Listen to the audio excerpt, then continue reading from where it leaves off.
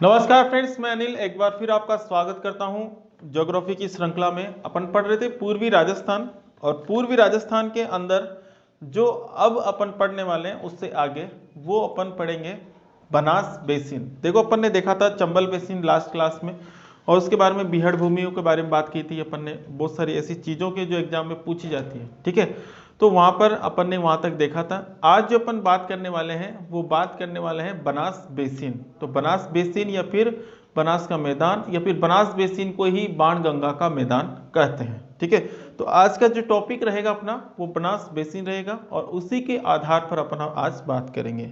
तो मेरे प्यारे बच्चों, आप सभी को तहे दिल से स्वागत करता हूँ। और इस श्रृंखला में अपन जो बात करेंगे बनास बेसिन की, तो अपना टॉपिक है बनास बेसिन या बाण गंगा बेसिन। अब आप समझ ही रहे होंगे कि बाण गंगा या फिर बनास बेसिन क्या है। देखो, बेसिन किसे कहते हैं? बेसिन जब नदियों का पानी जहां जहां पहुंचेगा, नदियों का पानी जहां जहां पहुंचेगा वो नदी का क्या हो जाएगा? बेसिन हो जाएगा। नदियों का पानी जहां जहां पहुंचेगा वो नदी को क्या हो जाएगा? बेसिन हो जाएगा। तो मेरे प्यारे बच्चा, जैसे आप घर के अंदर यूज करते हो वॉश बेसन, और वॉश बेसन के अंदर जब आप नल को खोलते हो तो नल का जो पानी होता है उसके चारों तरफ छा जाता है, और चारों तरफ छा जाता है तो अपन कहते हैं कि वॉश बेसन का क्या हो गया? बेसिन हो गया। उसी प्रकार से नदी का पानी जहां जहां पर जाएगा वहां वहां क्या हो जाएगा? वो उसका बेसिन हो जाएगा। कोई दिक्कत है क्या? चले आगे। देखो, यहां पर अगर अपन बात करते हैं तो यहां पर बनास बेसिन या फिर बाणगंगा बेसिन, तो यहाँ की जो मुख्य नदी है, यहाँ की जो मुख्य नदी है वो कौन सी नदी होगी? बनास नदी। और बनास नदी है, इस बनास नदी के बारे में बात करें तो बनास नदी का उद्गम, उद्गम की बात करें तो बनास नदी का उद्गम खमनोर की पहाड़ी से होता है, ठीक है।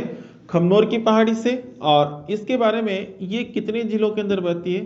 तो जिले हैं 6 जिले, ठीक है बच्चे। और ये जो नदी है इसका समापन, तो इसका समापन एक स्थान है रामेश्वरम। रामेश्वरम। और रामेश्वरम कहां पर है? खंडार तहसील में। खंडार तहसील के मतलब सवाई माधोपुर में। सवाई माधोपुर। तो यहां पर इसका समापन होता है। और ये जो नदी है, ये नदी मैदानों का निर्माण करती है। यहां पर इस बेसिन के अंदर किसका निर्माण होगा? मैदानों का निर्माण होगा। और मैदान कौन कौन से बनेंगे? 3 मैदान बनेंगे, ठीक है। पहला जो मैदान होगा वो होगा रोही का मैदान। रोही का मैदान, या फिर इसी को कहेंगे रोही दोआब क्षेत्र, ठीक है। और दूसरा जो होगा वो पीडमोंट का निर्माण, पीडमोंट के मैदान का निर्माण, सॉरी पीडमोंट का मैदान। तीसरा जो होगा वो होगा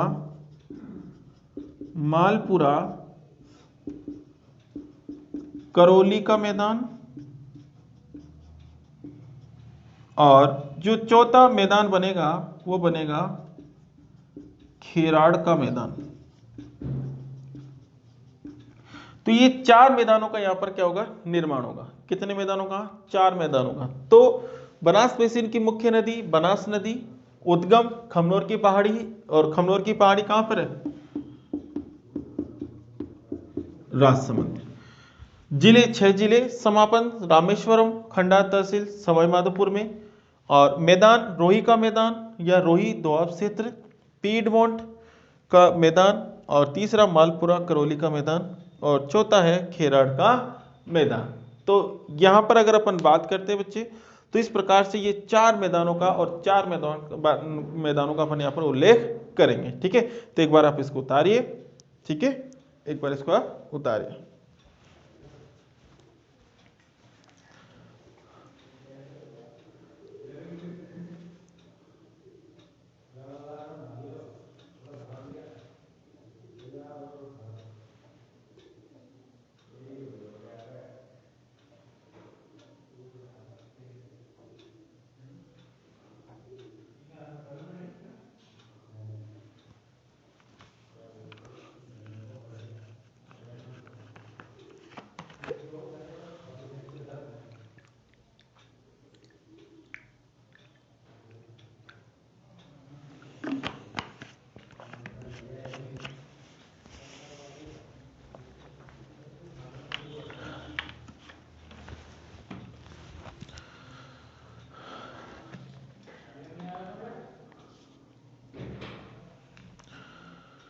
चले देखो,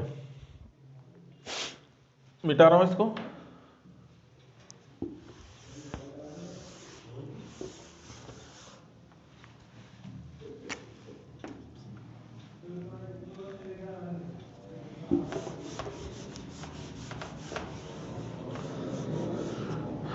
देखो यहां पर एक डायग्राम बनाता हूं मैं, ठीक है। ये है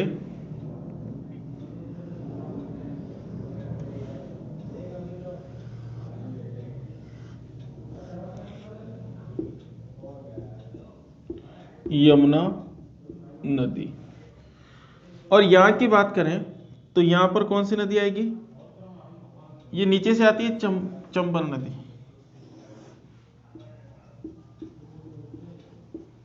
ठीक है। और यहां से एक नदी आएगी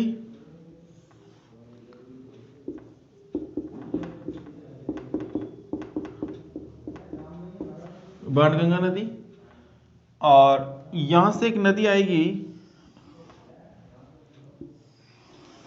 और इस नदी का नाम है बनास नदी।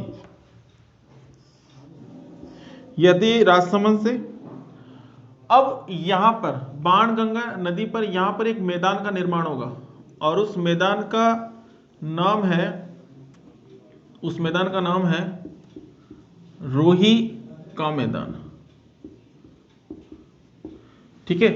और रोही का जो मैदान है, ये मैदान जयपुर व भरतपुर के मध्य स्थित है। यहां पर एक मैदान बनेगा जिसको बोलते हैं पीडमोंट,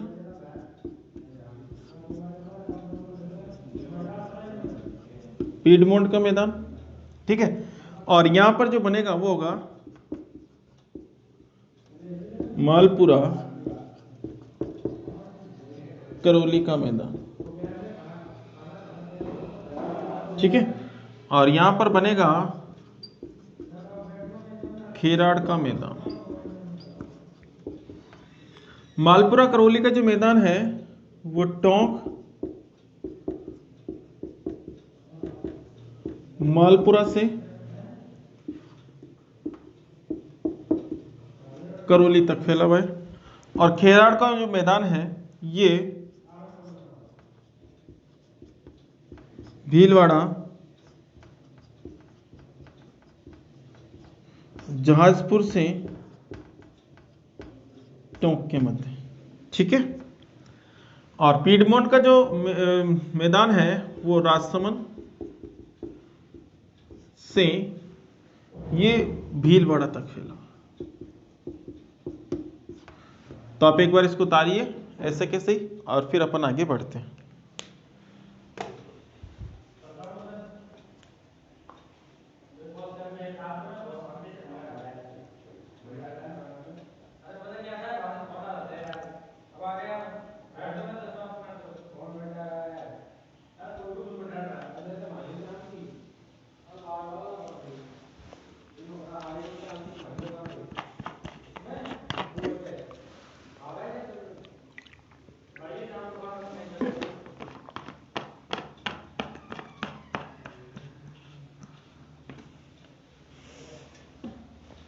देखो भाई उतार लिया, चले आगे।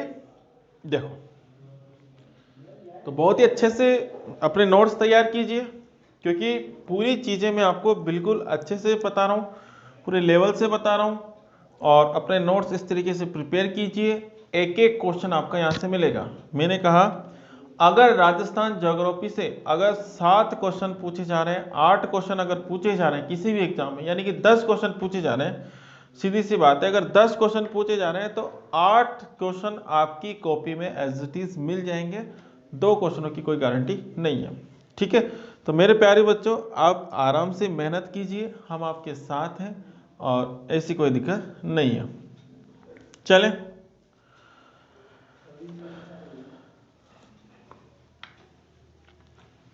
देखो भाई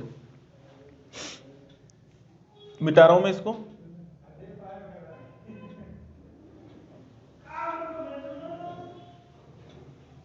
ठीक है, देखो यहां से यमुना नदी आ रही है और ये यमुना नदी इलाहाबाद में जाकर गंगा में मिल जाएगी।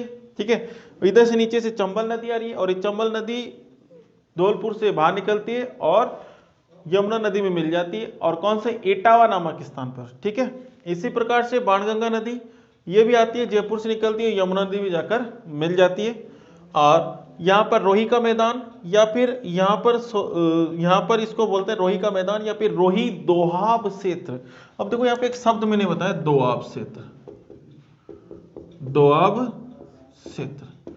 ये दोआब क्षेत्र होता क्या है? देखो दो नदियों के बीच में, दो नदियों के बीच में, दो नदियों के बीच में जो उपजाऊ क्षेत्र होता है, उपजाऊ क्षेत्र होता है, ये क्या कहलाता है? दोआब कहलाता है। तो दो नदियों के बीच का उपजाऊ क्षेत्र को दोआब कहते हैं। तो यहां पर भी दो नदियों का उपजाऊ क्षेत्र है, बाणगंगा का है, यमुना का है। तो इसको क्षेत्र को क्या बोलेंगे अपन? दो उपजाऊ क्षेत्र, और दोआब इसको अपन कह सकते हैं। तो आपने ये उतारा, मिटा रहा हूं इसको।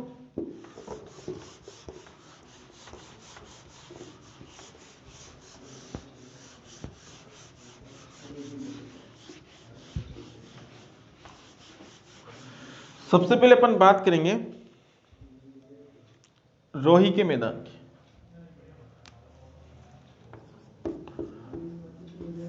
रोही का मैदान या फिर इसी कहते हैं रोही दोआब क्षेत्र।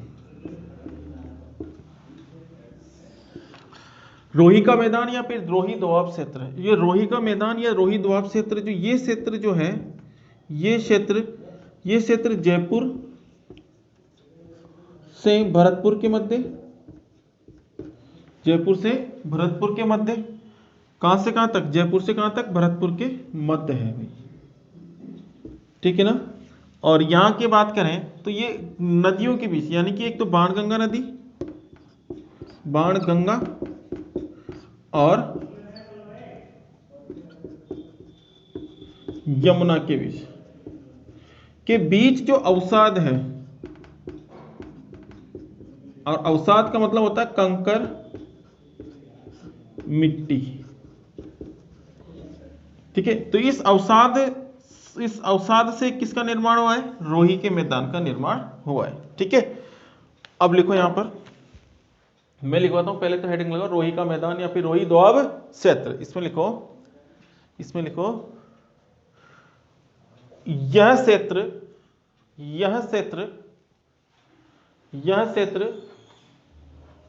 जयपुर से भरतपुर के मध्य, यह क्षेत्र जयपुर से भरतपुर के मध्य स्थित है। यह क्षेत्र जयपुर से भरतपुर के मध्य स्थित है। ठीक है, मध्य स्थित है। फिर लिखो इसमें, फिर लिखो जयपुर से भरतपुर के मध्य स्थित है। इस क्षेत्र का निर्माण बाणगंगा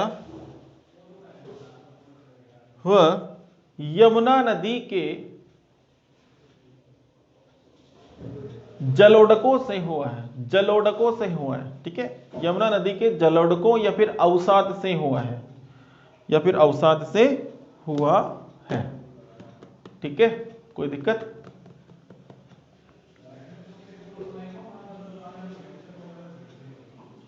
चले आगे। देखो भाई, दूसरा जो पढ़ने वाले अपन, वो दूसरा कौन सा पढ़ेंगे?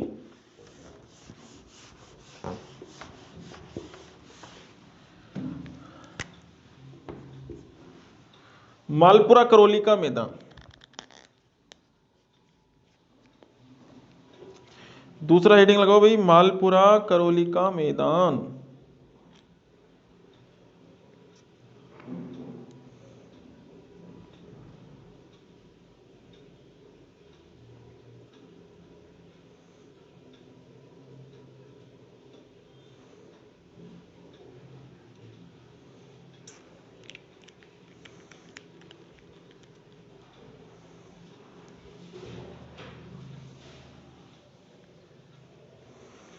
देखो भाई,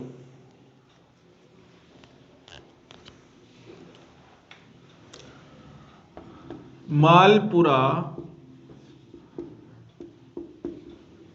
करौली का मैदान। जो मालपुरा करौली का मैदान है, मालपुरा करौली का मैदान है, इसका जो विस्तार है, इसका जो विस्तार है वो कहां कहां पे देखने को मिलेगा? इसका विस्तार देखने को मिलेगा टोंक, मालपुरा से, टोंक मालपुरा से करौली के मध्य, ठीक है। और अगर मैं इसकी बात करूं इस मैदानी क्षेत्र की, तो इस मैदानी क्षेत्र अगर नदियों की बात करें, भाई कौन कौन सी नदियां इसका निर्माण करी, तो नदियों की बात करें तो बनास नदी व बाणगंगा नदियों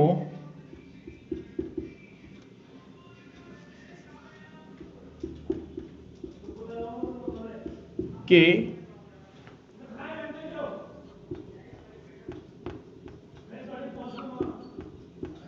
से, ठीक है। तो मालपुरा करौली का जो मैदान है, अब हेडिंग लगाओ इसमें और इसमें लिखो इस मैदानी क्षेत्र का विस्तार, मैं समझा देता हूं फिर मैं लिखवाऊंगा आपको ना मेरी लैंग्वेज में, और कोई ऐसा लिखना चाहे तो वैसा भी लिख सकता है। तो लिखो इस मैदानी क्षेत्र का विस्तार, इस मैदानी क्षेत्र का विस्तार, इस मैदानी क्षेत्र का विस्तार टोंक, और टोंक के ब्रैकेट में मालपुरा से करौली के मध्य, से करौली के मध्य, करौली के मध्य स्थित है, स्थित है, ठीक है। फिर लिखो इस मैदानी क्षेत्र, इस मैदानी क्षेत्र का निर्माण बनास नदी व बाणगंगा नदी के अवसाद से हुआ है। इस मैदानी क्षेत्र का निर्माण बनास नदी व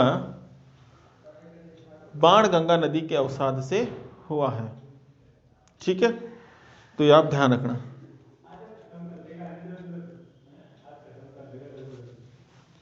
ठीक है भाई। तो यहां तक अपन ने देखा है, तो आप सभी की एक एक चीज समझ में आ रही होगी। और अगर कोई भी दिक्कत हो तो आप हमें कमेंट बॉक्स में कमेंट कर सकते हैं।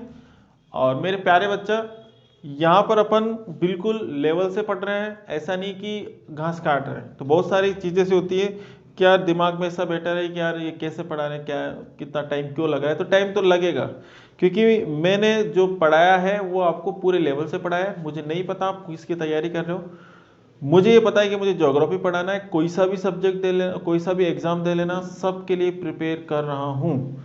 कोई सा भी एग्जाम दे लेना, ठीक है। और कोई भी दिक्कत आपको नहीं आने वाली है। बार बार कोचिंग नहीं करनी है, बार बार पैसे खराब नहीं करना, समय खराब नहीं करना। सबसे बड़ा समय होता है, समय खराब नहीं करना। अगर समय को आज आप खराब करोगे तो कल आपको समय खराब कर देगा, ये आपको बिगाड़ देगा। बहुत खराब चीज है समय, ठीक है। चले आगे, वो किसी का सगा नहीं है। देखो भाई,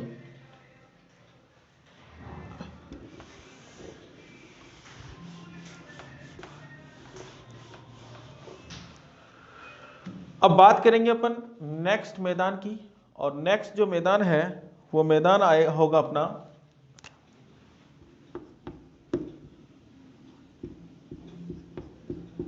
पीडमोंट का मैदान। कौन सा मैदान है? पीडमोंट का मैदान। ये जो पीडमोंट क्या है, सबसे पहले तो ये जो पीडमोंट है, ये पीडमोंट क्या है ये अपन देखेंगे। देखो भाई, ये जो बनास नदी है, जैसे ये नदी बह रही है बनास, ये नदी बनास बह रही है, ये बनास बह रही है। ये बनास नदी खमनोर की पहाड़ी से निकलती है और राजसमंद में ही इसके यहाँ पर एक पहाड़ी है, ये पहाड़ी है कोई, ये पहाड़ी है। और ये नदी क्या करती है, अपना पानी बहाती बहाती आगे की तरफ बढ़ती है और ये इधर की साइड, और एक धारा इधर की साइड निकल जाती है। ठीक है, यानी कि ये जो पहाड़ी है, इस पहाड़ी के चारों तरफ इस नदी का जल जाता है और आगे जाकर इस प्रकार से निकल जाती है, जिससे क्या करती है, जो बनास नदी है, ये बनास नदी, ये जो पहाड़ी है, इस पहाड़ी का नाम है देवगढ़ की पहाड़ी। तो इस देवगढ़ की पहाड़ी का गढ़ की पहाड़ी का क्या कर देती है, अपर्दन करती है, और अपर्दन कर कर इसका क्या कर देती है, ये छोटी जाएगी। जैसे जैसे अपर्दन होगा तो इसका आकार कैसा होगा, छोटा होता जाएगा। तो वर्तमान समय में ये एक टीले नुमा संरचना के अनुसार दिखती है। कैसे, टीले नुमा संरचना। तो इसको मैं पहाड़ी नहीं बोलूंगा, इसको मैं क्या बोल दूंगा, पीडमोंट। राजस्थान की एकमात्र ऐसी नदी जो पीडमोंट का निर्माण करती है वो कौन सी है, बनास नदी। कौन सी नदी है भाई, बनास नदी। ठीक है, तो पीडमोंट जो है, पीडमोंट का मैदान, ये पीडमोंट का जो मैदान है जिसका निर्माण बनास नदी कर रही है। अब देखो पीडमोंट का जो मैदान है इसका विस्तार कहां पर होगा, इसका जो विस्तार होगा वो विस्तार होगा भाई, इसका जो विस्तार होगा वो होगा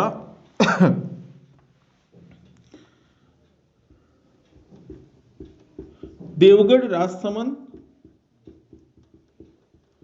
देवगढ़ राजसमंद से, देवगढ़ राजसमंद से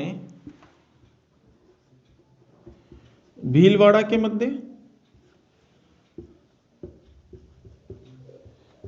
किसके मध्य, देवगढ़ राजसमंद से भीलवाड़ा के मध्य। और अगर नदियों की बात करें तो नदियां, एक तो बनास, बनास नदी व बाणगंगा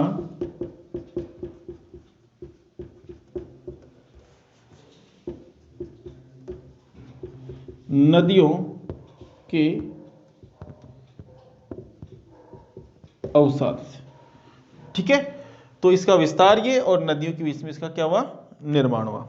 ठीक है, तो एक लाइन लिखो यहां पर, पीडमोंट का मैदान, हेडिंग लगाइए पीडमोंट का निर्माण, और इसमें लिखिए इस मैदानी क्षेत्र का निर्माण, इस मैदानी क्षेत्र का विस्तार, इस मैदानी क्षेत्र का विस्तार, इस मैदानी क्षेत्र का विस्तार देवगढ़ राजसमंद से भीलवाड़ा के मध्य, देवगढ़ राजसमंद से भीलवाड़ा के मध्य स्थित है, स्थित है। ठीक है भाई, यह मैदानी क्षेत्र, यह मैदानी क्षेत्र बनास नदी व बाणगंगा नदियों के अवसाद से निर्मित है। यह मैदानी क्षेत्र बनास नदी व बाणगंगा नदियों के अवसाद से निर्मित है, अवसाद से निर्मित है। कोई दिक्कत, चले आगे, ये आप यहां से लिख सकते हो।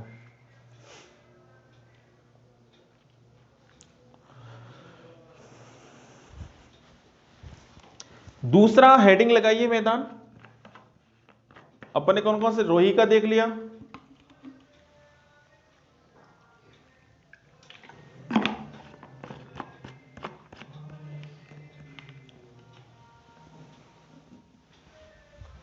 देखो भाई मिटा रहा हूं,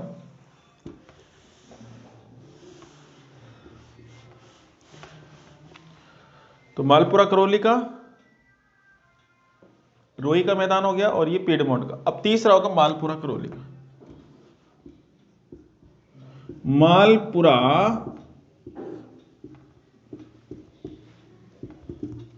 करौली का मैदान,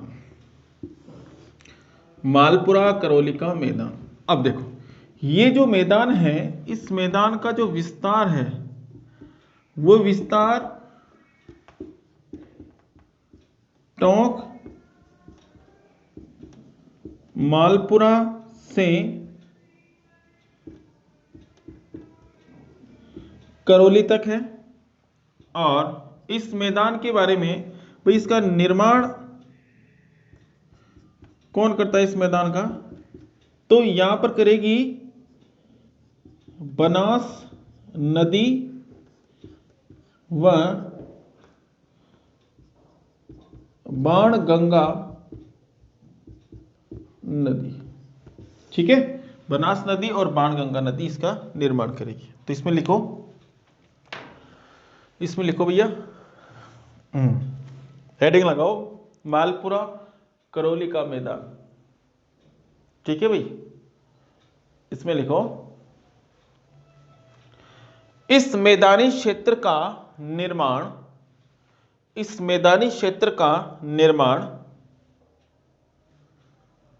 टोंक मालपुरा से करौली के मध्य स्थित है, से करौली के मध्य स्थित है।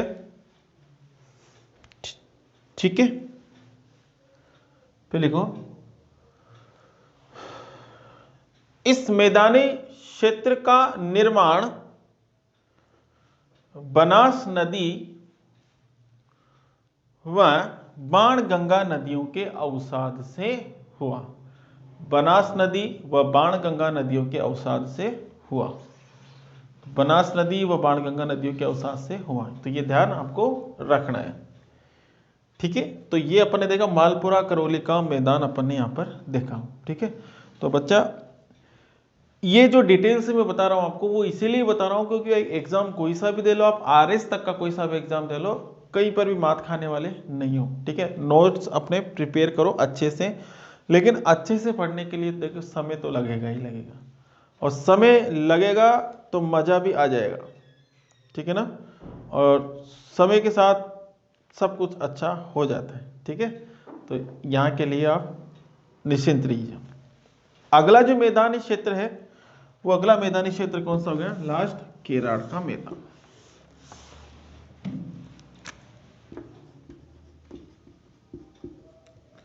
खेराड़ का मैदान, ये जो खेराड़ का मैदान है, ये खेराड़ का मैदान भीलवाड़ा, और भीलवाड़ा का कौन सा, जहाजपुर, जहाजपुर से, भीलवाड़ा के जहाजपुर से टोंक के मध्य जो मैदान है वो कौन सा मैदान है, खेराड़ का मैदान। और ये जो मैदान है बनास नदी के अवसाद से इसका क्या हुआ है, निर्माण हुआ है। ठीक है, तो ध्यान रखना, बनास नदी के अवसाद से इसका निर्माण हुआ है। भीलवाड़ा यानी कि जहाजपुर से टोंक के मध्य ये स्थित है। ठीक है, तो लिखो इसके अंदर, इस मैदानी क्षेत्र का विस्तार, इस मैदानी क्षेत्र का विस्तार भीलवाड़ा जहाजपुर से टोंक के मध्य है, भीलवाड़ा जहाजपुर से टोंक के मध्य है। ठीक है, फिर लिखो,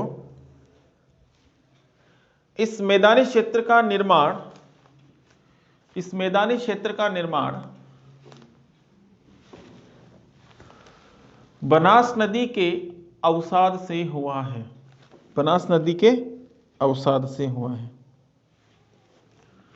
देखो बनास नदी जो है, ये बनास नदी क्या करती है भैया, यहाँ पर ये बनास नदी इस प्रकार से मैदानों का निर्माण कर रही है। और बनास नदी जो है ये राजस्थान की पूर्ण प्रवाह की दृष्टि से सबसे बड़ी नदी मानी जाती है। ठीक है, जिसका उद्गम खमनोर की पहाड़ी से होता है। इसके ऊपर सबसे ज्यादा त्रिवेणी संगम बनते हैं। अगर सबसे पूछा जाए कि सबसे ज्यादा त्रिवेणी संगम का निर्माण कहां पर होता है, तो आपका आंसर क्या होगा, बनास। ठीक है, तो ये आपको ध्यान रखना है। तो कोई दिक्कत है क्या, चले चले बच्चे। देखो ये हो गए अपने यहाँ सारे के सारे मैदान हो चुके हैं। अब जो बात करने वाले हैं बच्चे, वो बात करेंगे अपन माही नदी की, माही बेसिन की। किसकी बात करेंगे, माही बेसिन। देखो भाई, हेडिंग लगाओ, माही बेसिन या फिर माही का मैदान। ठीक है, माही बेसिन की बात करें तो माही बेसिन या फिर यहां की मुख्य नदी जो है, मुख्य नदी कौन सी होगी? माही नदी। और माही नदी जो है, ये माही नदी जो है इसका उद्गम होगा महेंद्र झील एमपी से। ठीक है भाई, और यहां पर इस माही नदी के बारे में बात करें तो ये जो माही नदी है, ये माही नदी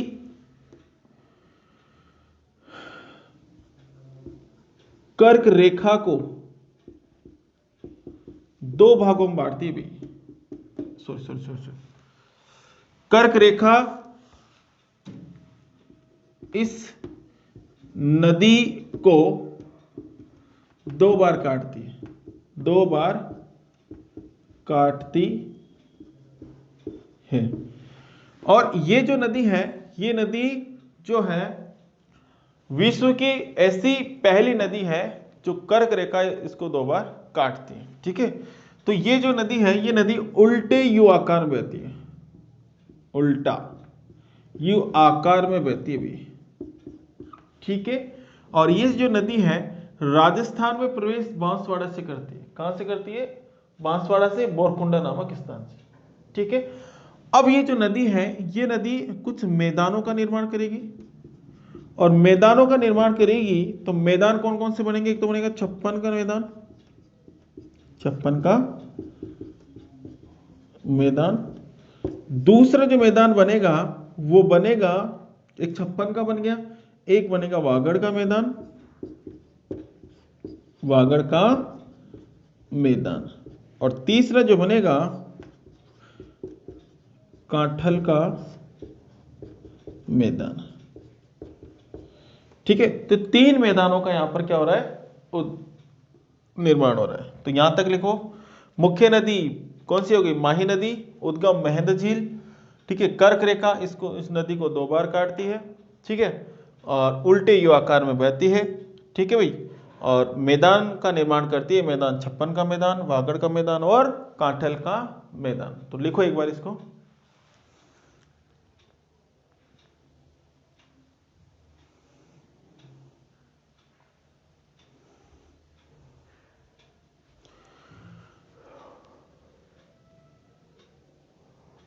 ठीक है भाई,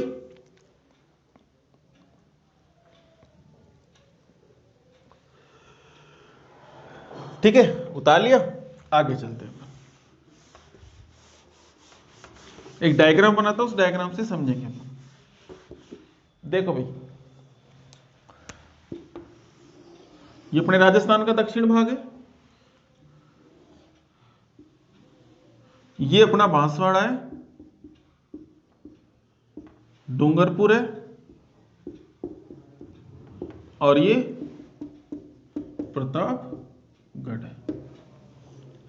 यहां से नदी आती है, और ये नदी इस प्रतापगढ़ की जो सीमा है ना, इस सीमा के सहारे सहारे आगे की तरफ बढ़ती है। ठीक है, और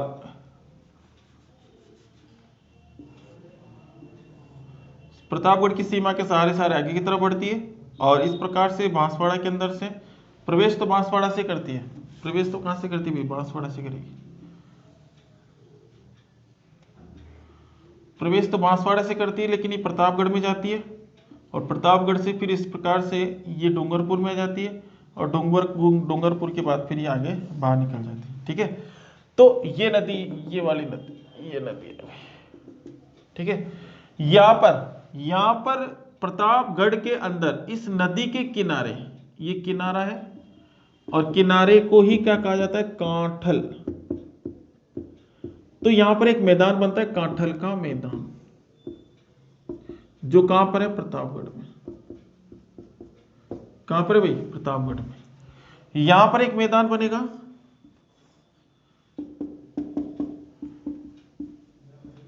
56 का मैदान। ठीक है, और यहां पर एक मैदान बनेगा, उसका नाम है वागड़ का मैदान। तो इस प्रकार से ये सारी चीजें आपको देखनी है, ठीक है। तो अब एक बार इसको अवतार लीजिए, फिर मैं इस डायग्राम को समझाता हूं और फिर नेक्स्ट क्लास में अपन इनके बारे में वर्णन करेंगे।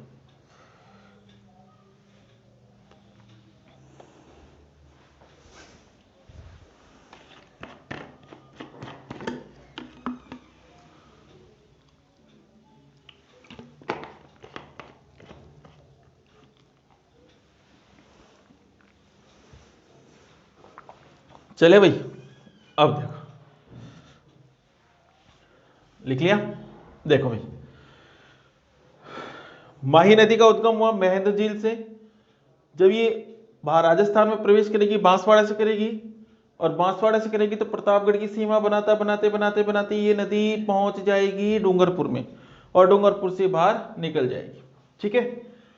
प्रतापगढ़ के किनारे पर, प्रतापगढ़ और इस नदी के किनारे पर, और किनारे को ही कांठल बोलते हैं भाई, किनारे पर एक मैदान बनाएगी जिसका नाम है कांठल का मैदान।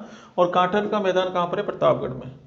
फिर ये नदी आगे की तरफ जाएगी, छप्पन के मैदान बनाएगी। क्या बनाएगी? छप्पन का मैदान। और छप्पन का मैदान कहां पर है? प्रतापगढ़ और बांसवाड़ा में। इसी प्रकार से आगे की तरफ चलते हैं तो यहां पर बनेगा वागड़ का मैदान, जो डूंगरपुर और बांसवाड़ा में स्थित है। तो इस प्रकार से ये नदी विस्तृत है और ये मैदानों का निर्माण करती है। तो मेरे प्यारे बच्चा, यहाँ पर आप सभी को ये डायग्राम उतारना है और कल अपन नेक्स्ट क्लास में इसका वर्णन करेंगे, ठीक है। और तब तक के लिए आपसे यही विनती करता हूँ कि आप टेस्ट पेपर जरूर दें, पीछे के नोट्सों को जरूर पढ़ें, और किसी भी प्रकार की कोई भ्रांति से नहीं हुई कि यार क्या होगा क्या होगा, ठीक है। अपने मन में जो आए वो करें, लेकिन पढ़ाई जरूर करें, ठीक है। वैकेंसी बार बार नहीं आती, एक बार आ गई अब नहीं आएगी, ठीक है। वो अब नहीं आएगी मतलब आएगी, लेकिन जाने कब आएगी, ठीक है। और आपको पता है राजस्थान की वैकेंसी होगा, पंचवर्षीय योजना ही है, एक बार आ गई तो क्या पता कब क्लियर होगी। तो बहुत सारी चीज़ें, अभी तो मैं कह रहा हूँ रीट का 2011 का मामला भी सेट नहीं हुआ, ठीक है। उसका भी कुछ ना कुछ कोई ना कोई विद्यार्थी परेशान है। तो ये चलता आ रहा है माहौल। तो आप सभी इन माहौलों में नहीं पड़े, अच्छे से तैयारी करें, बढ़िया मेरिट बनाए और फटाफट से निकल ले इस कंपटीशन से, ठीक है। एक बार इसमें उलझ गए तो उलझ ही गए होंगे, ठीक है। तो 2-4 महीने की बात है, खाना पीना छोड़ दो, बस लग जाओ, ठीक है। हल्का खाना खाओ बिल्कुल, ऐसे नहीं कि बढ़िया खाना खा रहे और पेल गए सो गए, ठीक है, ऐसा नहीं करना। तो मेरे प्यारे बच्चा, यहाँ तक अपन ने पढ़ा और ये सब चीज़ें आपको याद होनी चाहिए, क्योंकि यहाँ से क्वेश्चन बनते हैं और क्वेश्चन बनते ही रहेंगे। जैसे अगर मैं बात करूँ कांठल के मैदान की, तो प्रतापगढ़ में। छप्पन के मैदान की बात करता हूँ तो एक मैंने आपको छप्पन की पहाड़ी भी बताई थी, और एक यहाँ पर छप्पन का मैदान बता रहा हूँ। तो छप्पन की पहाड़ी तो वहाँ पर थी बाड़मेर में, बाड़मेर की सिवाना तहसील से जालोर के मध्य मैंने 3 पहाड़ियाँ बताई थी, नाकोड़ा की, ठीक है, और ग्रेनाइट की, और छप्पन की पहाड़ी, ठीक है। तो छप्पन का जो मैदान है, ये छप्पन का मैदान 56 गांवों या नालों का एक समूह है भाई, ठीक है, जिसका निर्माण माही नदी के अवसाद से हुआ है, ठीक है। तो इसे अपन छप्पन का मैदान कहते हैं, ठीक है। इधर कांठल का मैदान आ गया, उधर वागड़ का मैदान आ गया, ठीक है। तो मेरे प्यारे बच्चों, ये सभी चीजें मैं आपको बहुत डिटेल से बताऊंगा और बहुत अच्छे से बताऊंगा। तब तक के लिए आप जय हिंद, जय भारत, जय जवान, ठीक है। बने रहिए, बढ़िया तैयारी कीजिए और अपनी सफलता को प्राप्त कीजिए, ठीक है। तब तक के लिए जय हिंद, जय भारत, जय जवान, जय किसान।